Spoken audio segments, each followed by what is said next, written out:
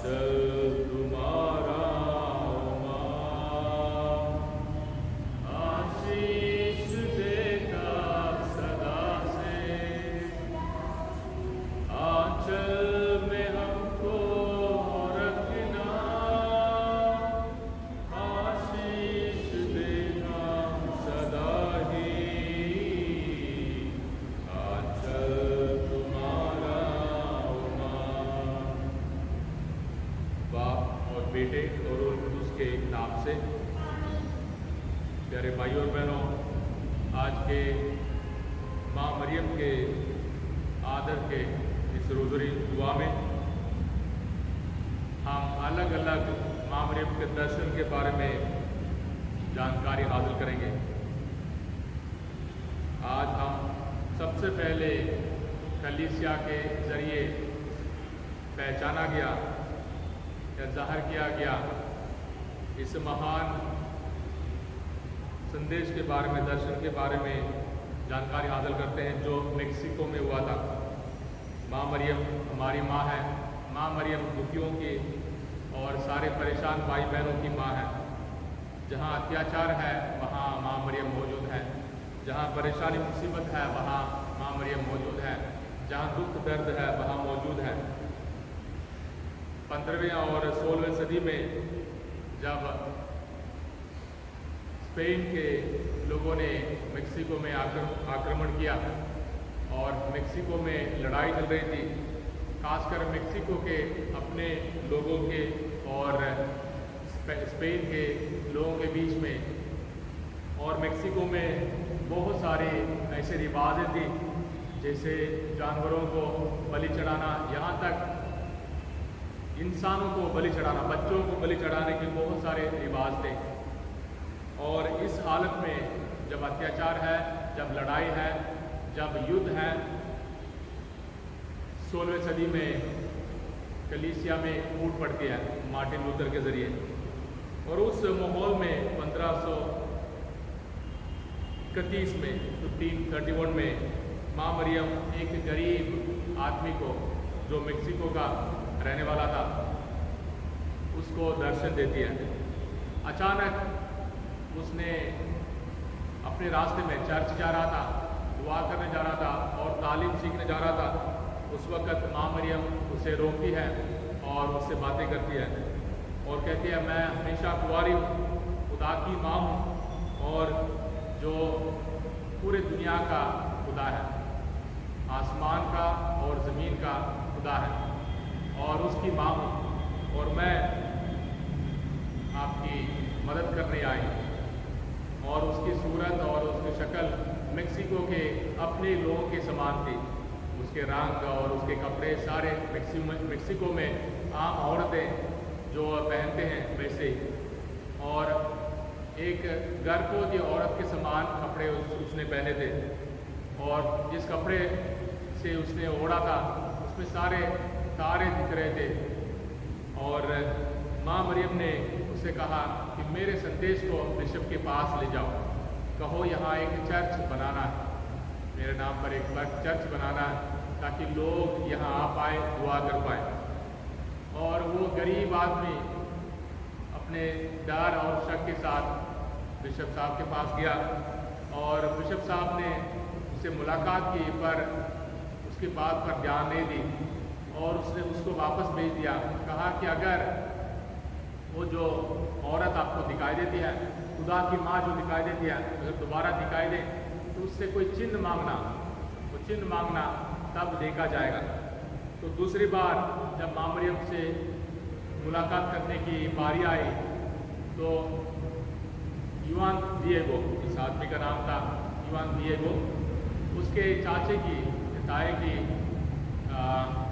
वो बीमार हो गया और उसके लिए फादर को बुलाने गया ताकि उसको आखिरी मालिश दिया जाए।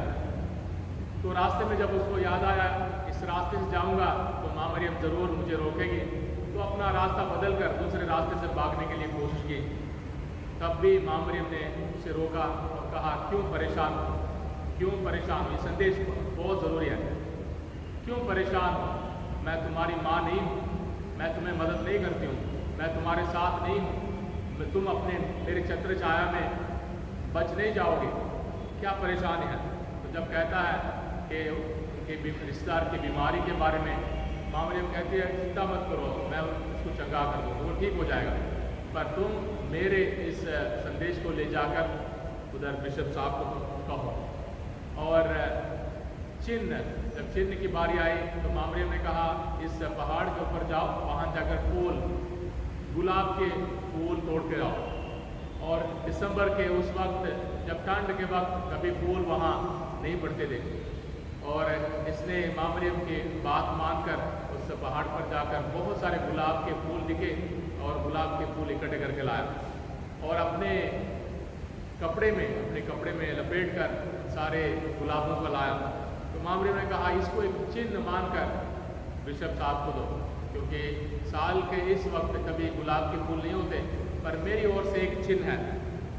और जब इसने उस अपने कपड़े को छुपाकर उस गुलाब के फूल को दिखाने के लिए बिशप के पास गया और बिशप से मुलाकात हुई, जब गुलाब के फूल को गिराया उसके पूरे कपड़े में माँ मरियम का चित्र उसमें दिखाई दिया।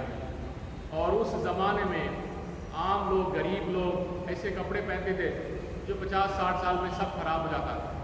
और आज भी जिसको तिलमा कहते हैं, एप्रन जैसे बहुत लंबी सी एक क्लॉक है, लंबी सी एक चोगा है, वो आज भी है और अभी तक खराब नहीं हुआ है। और माँ मरियम का संदेश ये है, जहाँ फूट है, जहाँ लड़ाई की वजह से और रिवाजों की वजह से लड़ाई की वजह से फूट है, उस फूट को माँ मरियम ने ख़त्म कर दी और एक दूसरे को पहचानने लगे, एक दूसरे को प्यार करने लगे, एक दूसरे को बर्दाश्त करने लगे। और मेक्सिको में 10 साल में पूरा देश ईसाई बन गया, यानी ईमान को हासिल किया, यानी खुदा में विश्वास किया। और उसका फल ये था, माँ मरियम अपने बेटे के प्यार को ले आती है, उसका फल ये था, वहाँ कुर्बानियाँ बंद हो गई और अंधविश्वास बंद हो गया, लड़ाई झगड़े बंद हो गए। और माँ मरियम ने अपने संदेशों के द्वारा मेक्सिको के लोगों को अपने उम्मीद और प्यार का वरदान दिया। और हम सबों के लिए भी माँ मरियम यही उम्मीद का वरदान ले आती है। डरे हुए हैं या परेशानी में हैं, घर को लेकर, काम को लेकर, कल को लेकर या बच्चों को लेकर, हम सबों से माँ मरियम यही कहती है, क्यों डरे हुए हो, मैं तुम्हारी माँ नहीं, मैं तुम्हारा ख्याल नहीं रखती, मैं तुम्हारे साथ नहीं हूँ। तो माँ मरियम का संदेश हम सबों के लिए है। माँ मरियम हमें बहुत प्यार करती है, ताकि हम उसके बेटे को ना भूल जाएं, ताकि हम उसके बेटे के संदेश को ना भूल जाएं, ताकि हम उसके बेटे के हुक्मों का पालन हमेशा करें। आइए आज के रोज़री को पढ़ते हुए माँ मरियम का संदेश हम सबों के लिए, हमारे परिवारों के लिए मांगे। हर बात को समझने के लिए, हर बात में खुदा की पाक मर्जी पूरी करने के लिए हम खुदा से दुआ मांगे। बाप और बेटे और रूह कुदूस के नाम से। रसूलों का अकीदा। मैं ईमान रखता हूँ खुदा कादिर मुतअल्लिक़ बाप पर, जो आसमान और ज़मीन का खालिक है, और यीशु मसीह पर, जो उसका इकलौता बेटा और हमारा खुदावंद है। वह रूह कुदूस के कुदरत से पेट में पड़ा, कुंवारी मरियम से पैदा हुआ। उसने 35 पिलातुस के अहद में दुख उठाया, मसलूब हुआ, मर गया, दफन किया गया, बरज़ख में उतरा, तीसरे दिन मुर्दों में से जी उठा, आसमान पर चढ़ गया और खुदा कादिर मुतअल्लिक़ बाप के दाहिने हाथ बैठा है। वहाँ से वो जिंदों और मुर्दों की अदालत के लिए आने वाला है। मैं ईमान रखता हूँ रूहुल कुदूस पर, कैथोलिक कलीसिया, मुक़द्दसों की शराकत, गुनाहों की माफ़ी, जिस्म के जी उठने और हमेशा की ज़िंदगी पर। आमीन। ऐ हमारे बाप जो आसमान पर है, तेरा नाम पाक माना जाए, तेरी बादशाही आए, तेरी मर्ज़ी जैसे आसमान पर पूरी होती है ज़मीन पर भी हो। और रोज़ाना की रोटी आज हमें दे, और जिस तरह हम अपने कर्ज़दारों को बख्शते हैं, तो हमारे कर्ज में बख्श, हमें आज़माइश में ना पड़ने दे, बल्कि बुराई से बचा। आमीन। सलाम मरियम पुरफ़ज़ल, खुदावंद तेरे साथ है, तो और तो मुबारक है तेरे पेट का फल यीशु। हम गुनाहगारों के वास्ते दुआ अब और हमारे मौत के वक्त। आमीन। सलाम मरियम पुरफ़ज़ल, खुदावंद तेरे साथ है, तो और तो मुबारक है तेरे पेट का फल यीशु।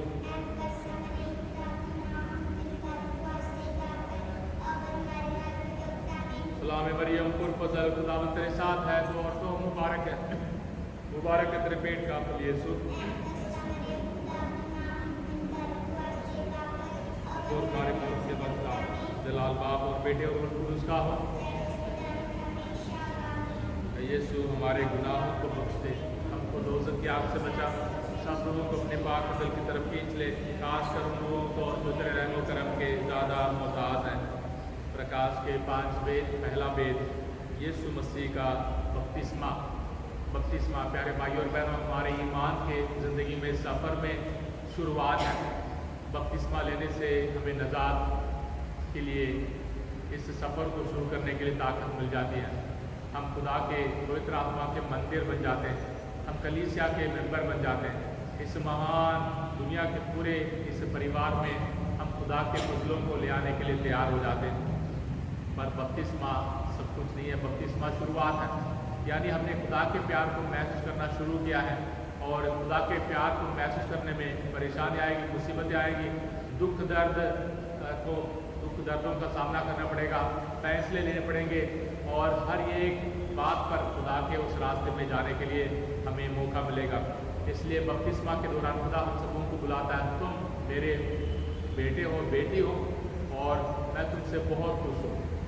खुदा के पाक वचन को सुनकर उसके मुताबिक चलने के लिए, खासकर हमारे परिवारों में खुदा के पवित्र आत्मा के वरदानों से भरपूर होकर खुदा के पाक मर्जी को पूरी करने के लिए हम दुआ मांगे।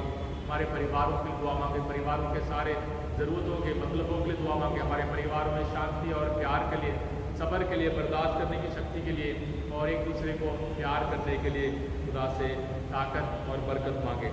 हमारे बाप जो आसमान पर है, तेरा नाम पाक माना जाए, तेरी बादशाही आए, तेरी मर्जी जैसे आसमान पर पूरी होती है ज़मीन पर भी हो।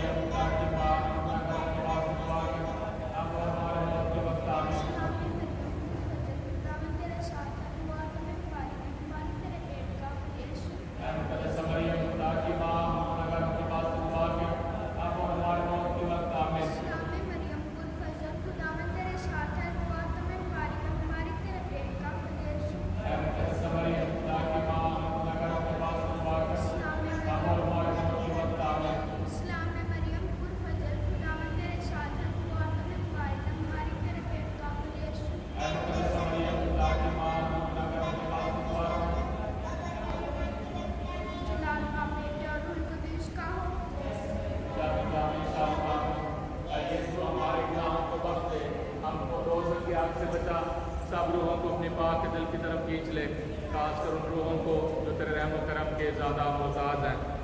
प्रकाश का दूसरा वेद का नाम है निकाह।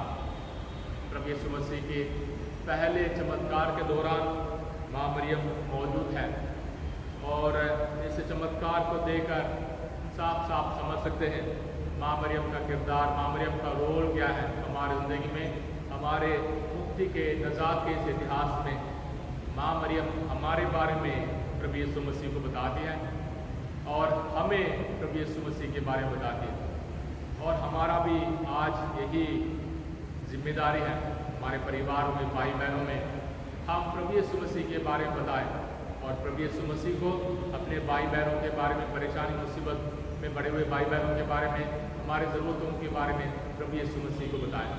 यानी हमारी जिम्मेदारी सिफारिश करने की, एक दूसरे के लिए दुआ करने की, एक दूसरे के साथ प्यार में जुड़े रहने की, खासकर कमी कमज़ोरी में एक दूसरे को मदद करने की जिम्मेदारी है।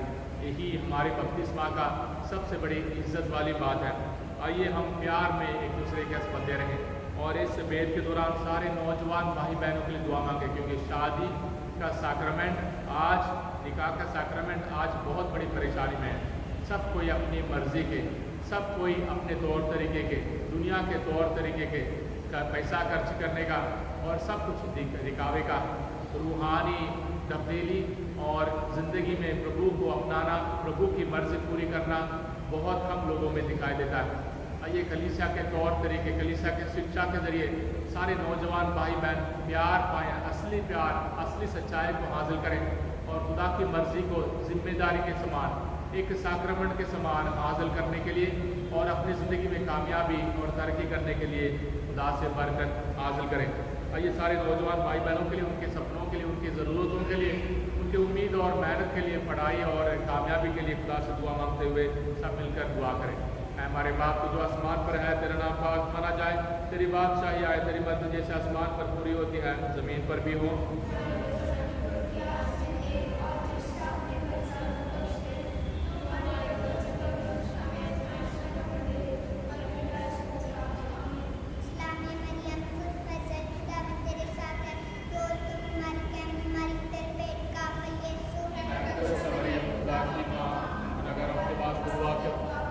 अब और हमारी मौत के वक्त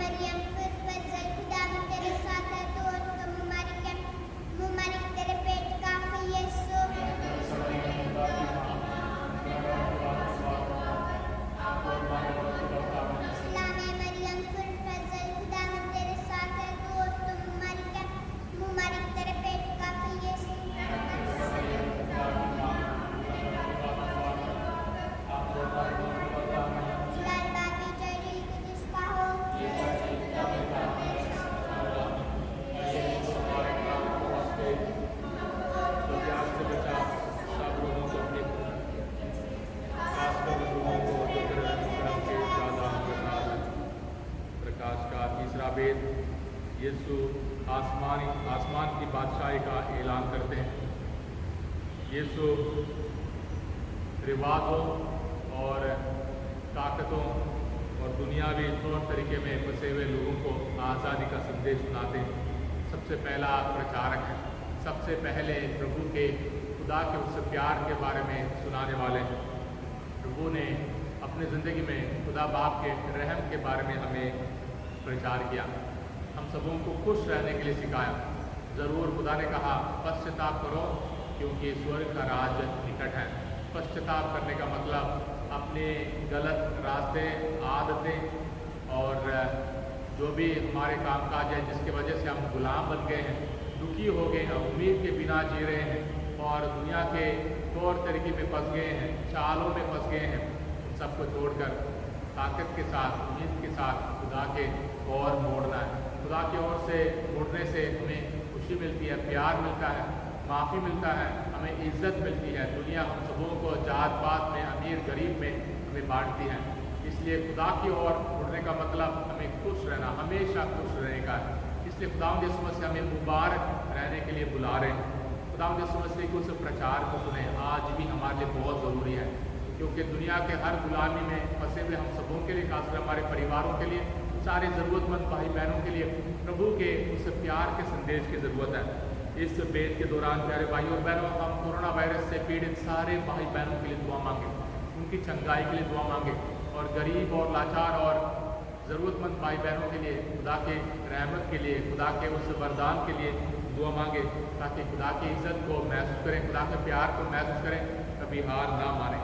आइए इन सारे मतलबों के साथ हम अपने सारे मतलबों को भी जोड़ें, हमारे दिलों के मनोकामनाओं को जोड़ें और दुआ करें। ऐ हमारे बाप को जो आसमान पर है, तेरा नाम पाक माना जाए, तेरी बादशाही आए, तेरी मर्जी जैसे आसमान पर पूरी होती है ज़मीन पर भी हो।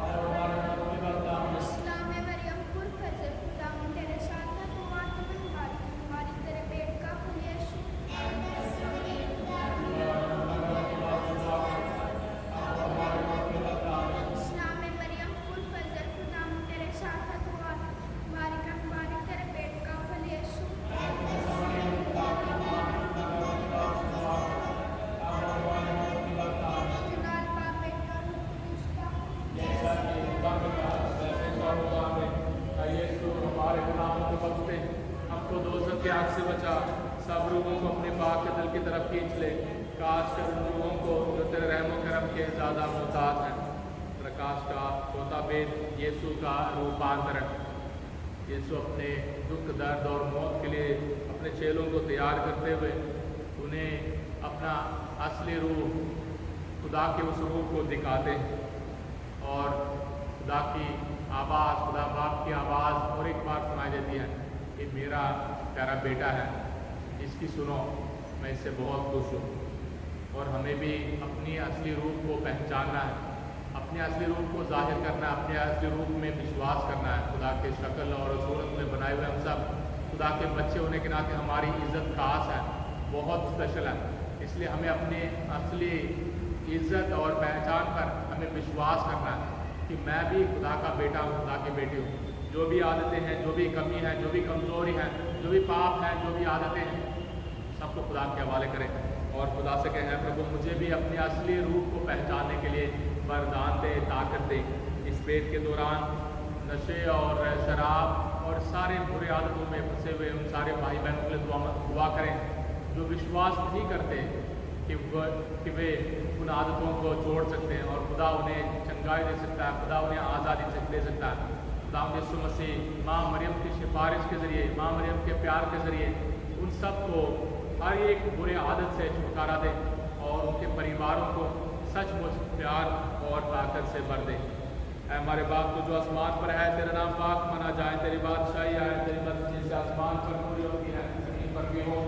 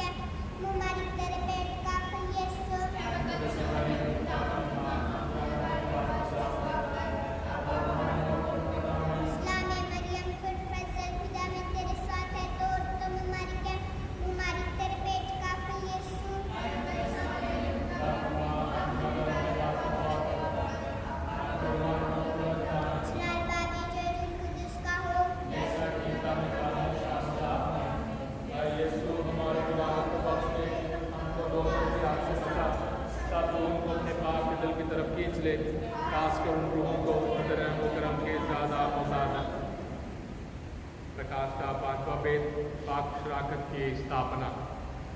पाक शराकत प्रभु यीशु मसीह ने अपने मरने से पहले हम सबों के लिए यादगारी के रूप में मनाने के लिए दिया, जिसमें प्रभु यीशु मसीह सचमुच उपस्थित हैं।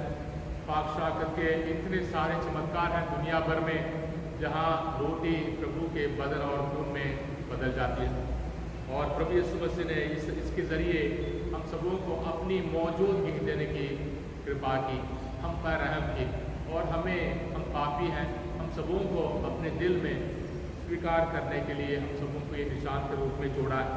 पाक शराकत में विश्वास करना हमारे लिए बहुत ज़रूरी है, क्योंकि एक सैक्रमेंट होने के नाते हमें और एक कदम प्रभु के नज़दीक ले आता है सैक्रमेंट। इसलिए पाक शराकत के इस पाक सैक्रमेंट पर जानकारी हासिल करें। पाक मिस्सा में हर इतवार को हिस्सा लेने के लिए कोशिश करें। हफ्ते के दूसरे दिन भी अगर हो सके तो पाक मिस्सा में हिस्सा लें, ताकि हम भी प्रभु यीशु मसीह के बदन और खून को हासिल कर प्रभु यीशु मसीह के समान बनने के लिए लायक बन जाए, उस आसमानी खुशी को हासिल करने के लिए लायक बन जाए। हमारे सारे ज़रूरतों को हम प्रभु के हवाले करें। इस वेद के दौरान अपनी मन्नतों को, अपनी खास ज़रूरतों को, सपनों को हम खुदा के हवाले करें। हमारे बहुत सारे सपने हैं, बहुत सारी मन्नतें हैं, बहुत सारे ज़रूरतें हैं, सबको प्रभु के हवाले करते हुए इस बेद को पढ़ें। हमारे बाप जो आसमान पर है, तेरा नाम पाक माना जाए, तेरी बादशाही आए, तेरी मर्जी जैसे आसमान पर पूरी होती है ज़मीन पर भी हो।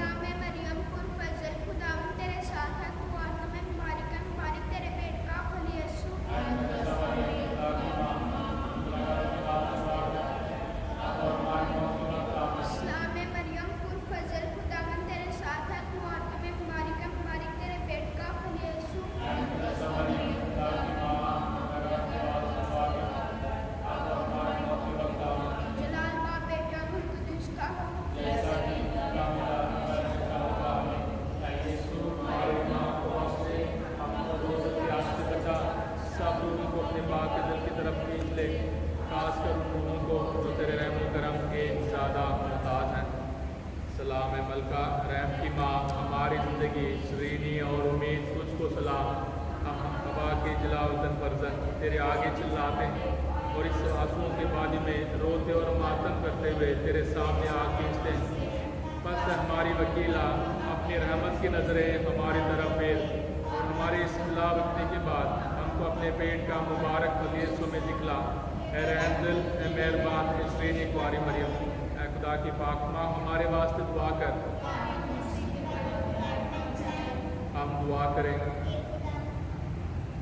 अपने सारी ज़रूरतों को इस रोज़री के दौरान हमने हमारे जो भी ख्याल, जो भी सपने याद आए, जो भी परेशानी मुसीबत को खुदा के हवाले की हमने हमारे परिवारों को, नौजवान भाई बहनों को, बीमारों को, कोरोना वायरस से पीड़ित सारे भाई बहनों को, हमारे सपनों को, हमारे दिल के हर एक मनोकामनाओं को खुदा के हवाले करें और आशीष के लिए दुआ करें। ऐ खुदावंद, जिसके इकलौते बेटे ने अपनी ज़िंदगी मौत और मुर्दों में से जी उठने से हमारे लिए दायमी निजात का बदला खरीदा, हम तुझसे मिन्नत करते हैं ये बात की मुबारकवारी मरियम के निहायत पाक तस्बीह के इन वेदों पर ध्यान करने से जो कुछ इनमें दर्ज है इसकी पैरवी करें और जिस चीज़ का वायदा करते हैं उसे हम हासिल करें, उसी मसीह हमारे खुदावंद की खातिर से आमीन। ऐ खुदा की पाक माँ, हम तेरी पनाह में आते हैं, तो हमारी ज़रूरतों में हमारी मिन्नतों को हकीर मत जान, बल्कि ऐ पुरजलाल और मुबारक कुआरी, तो हमेशा तमाम खतरों से हमें बचा। आमीन। कलीसिया की ज़रूरतों के लिए दुआ मांगे, बहुत साहब के लिए दुआ मांगे, बीमार भाई बहनों के लिए दुआ मांगे, हमारे परिवारों के लिए दुआ करें, मरहूम ईमानदारों के लिए दुआ करें। ऐ हमारे बाप जो आसमान पर है, तेरा नाम पाक माना जाए, तेरी बादशाही आए, तेरी मर्जी जैसे आसमान पर पूरी होती है ज़मीन पर भी हो।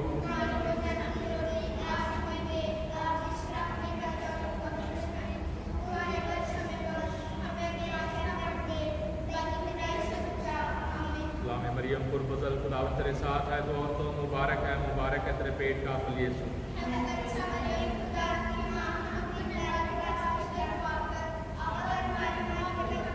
जलाल बाप और बेटे और रूह कुदूस का हो, खुदावन आपके साथ हो। खुदा बाप बेटे और रूह कुदूस की बरकत आप सब पर, आपके परिवारों पर, आपके हर काम पर नाज़िल हो। हे परम दयालु कुंवारी मरियम, याद कर ये कभी सुनने में नहीं आया कि कोई तेरी मदद मांगने और अपनी विनतियों की सहायता खोजने तेरे पास आया और तुझसे ऐसा हाथ छोड़ा गया।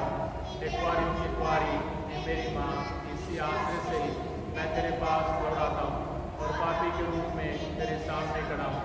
हे परमेश्वर की शब्द की माँ, मेरे शब्दों को अस्वीकार मत कर, पर दया से उनको सुन और पूरा कर। आमीन। माँ मरियम शांति की रानी, बाप, बेटे और रूह कुदूस के नाम से